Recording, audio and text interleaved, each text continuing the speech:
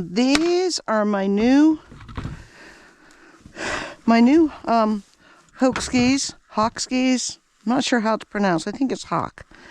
Got these when I was in Fairbanks on my ill-fated trip this last time, because I'd seen somebody on YouTube who I cannot remember now talking about them, and I went and looked them up, and they are shorter than your normal classic skis, with a wider base, and this comes up nicely for just, going along.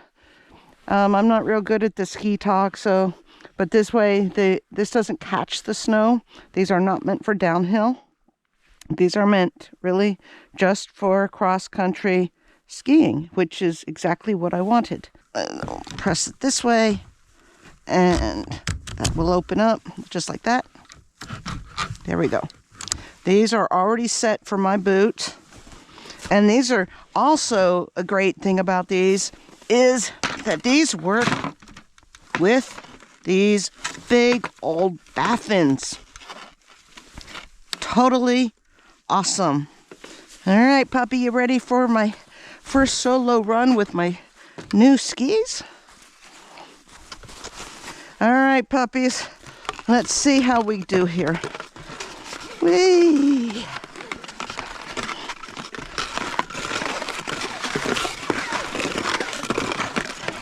Takani does not quite know what to make of these, do you, puppies?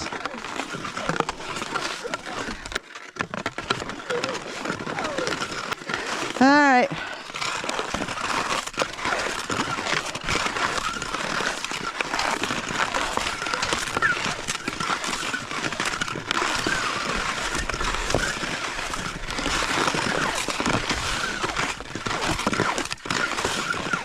So the bottom of these skis, like the middle, has a kind of lining on it to help grip on the snow.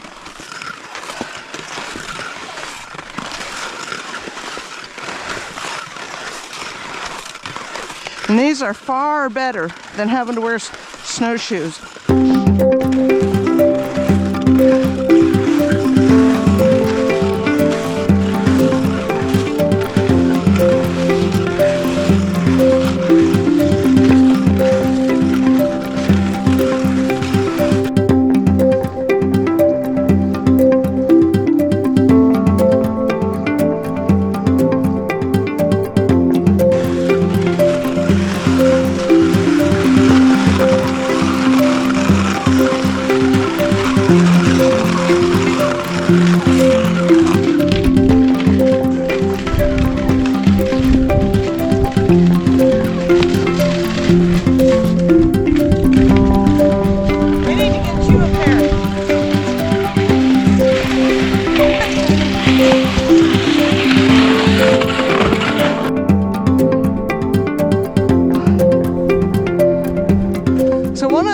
I wanted to test with these skis is how well they do off pack trail. Now, people say they almost float. Well, I did a kind of a test of these in town.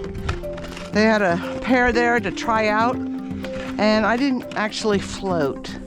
So let's see here. This snow is so packed, I don't know how well it'll work, but let's see.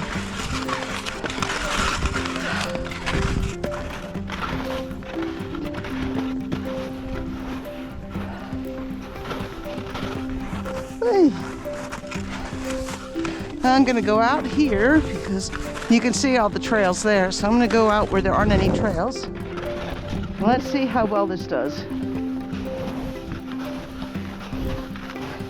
All right, I wouldn't say they actually float, but they are easier than my snowshoes. Woo!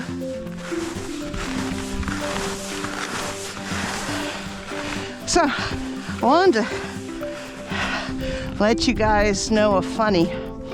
So I've been talking about wanting to come out and do my snowshoe or ski camping overnighter by myself. So I decided, this was in January, we had some warm temps, so the snow was pretty slushy. You could see the overflow underneath. And so my pup and I came out. My poke sled was empty, except for a backpack with a couple tuna wraps and a thermos of hot coffee. Temps were probably about 10 above, I think, that day.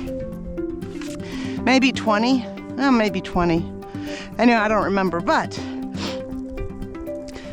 we went way out. And before I even got, I don't even know how to tell you where, but I hadn't gotten far, and I decided my poke sled was too heavy with a backpack, 2 tuna wraps, and a thermos of coffee. So took the backpack off and put that in the poke sled and continued on my merry way.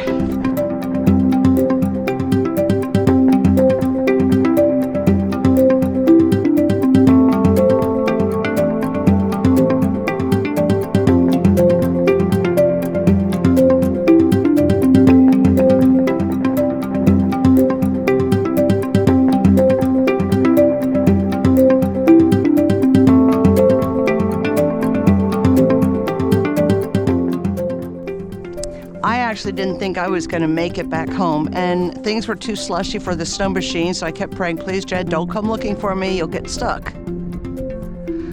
Thankfully, he did not come look for me, but by the time I made it home, I could barely stand up, and he was helping me get my snowshoes off. So what that showed me was I was nowhere near ready to do an overnight snowshoe camping trip with an empty poke sled and an essentially empty backpack.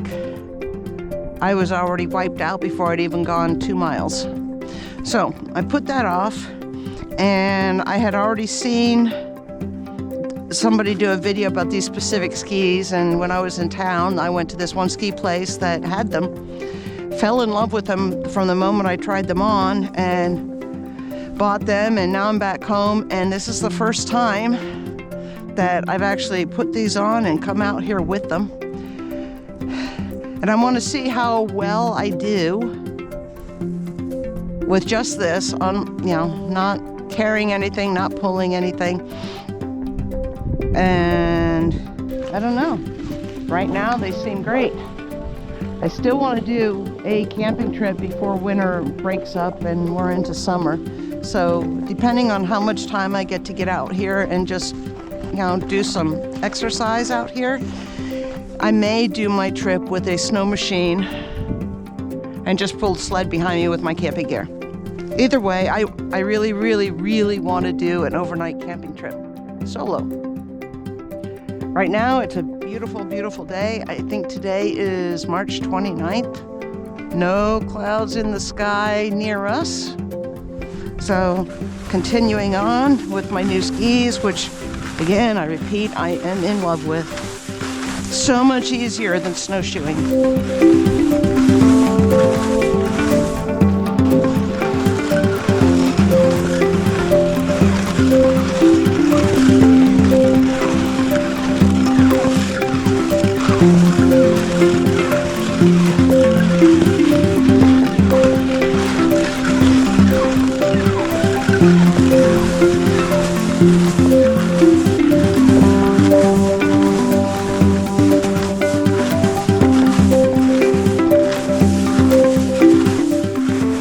These are such awesome skis.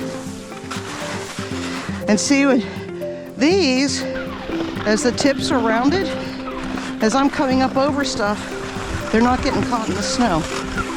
My classic skis, if I recall correctly, they're straight. They're flat, I guess, not round. I think maybe tomorrow we'll work on getting my tent set up, because I have my camp stove. We have to put the hole through the tent for the stovepipe, and I also have to do a burn, that first burn with the stove to get the chemical smell and everything out. And after that, I can head out. Even if it's only a couple miles away, you're still out here in the middle of nowhere. And just imagine sleeping out here. Ooh, maybe in Aurora too. That'd be awesome. So with classic skis, this is just, let me start over. This here is just a little gentle slope. With classic skis on a steeper slope, you would actually turn sideways and kind of walk yourself up, digging the outside portions of your skis into the ground. With these, and I should point out that some of the areas we have to go through to get to the post office, they're pretty narrow. With my classic skis, in some spots they'd be too long. With these skis, I still would need, I don't think I need to on here, but I was still, I fell, I would still need to turn my skis in like this to get up, but these are shorter and actually fit a snow machine trail, which is another plus on these. Now they do have a kind of film on the bottom for gripping, which makes it easier to go up some of the slopes than the classic skis would be. Like here, for example, my classic skis would not fit between these two trees here. In fact, the snow machine barely fits. But with these, if I had to go up a slope,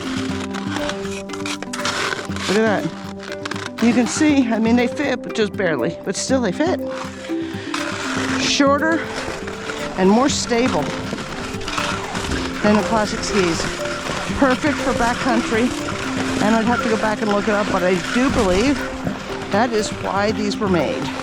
In fact, the company has the history of how these skis came to be on their website. And incidentally, I'm not getting paid to promote this. I'm not really promoting these. I'm simply talking about how much I love these, and they're perfect for what I want to do. You can go check it out yourself on their website. I think it's HOK, HOK. Because you can go Google HOK skis. Oh, now here's some good fluffy snow for me to check out.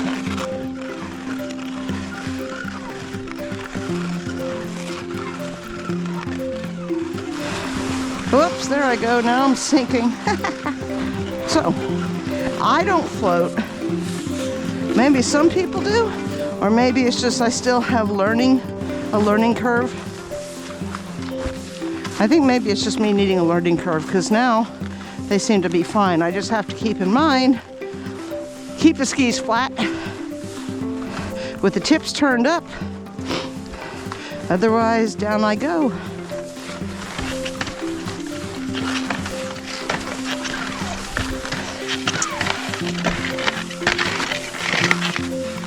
Alright, now that I'm home, I'll show you guys the bottom of these skis, which I forgot to do earlier. See this nice felt right here? This is what helps grip that snow. It's also what keeps you from going very fast when you're out there skiing. So if you get these and you think you're going to just zip along, not necessarily.